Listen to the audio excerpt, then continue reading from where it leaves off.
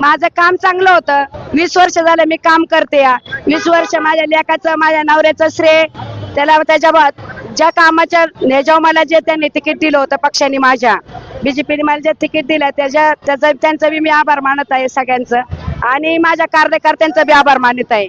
माझे कार्यकर्ते माझ्या मागे होते म्हणून माझा चांगल्या मताने विजय झालेला आहे. मी इथून मोर माझ्या कार्यकर्त्यांना श्रेय देणार आहे आणि माझ्या जनतेला पण श्रेय देणार. जनतेने जे माझ्या विश्वास टाकला त्या जनतेला मी कधीच तडा जाऊन देणार नाही.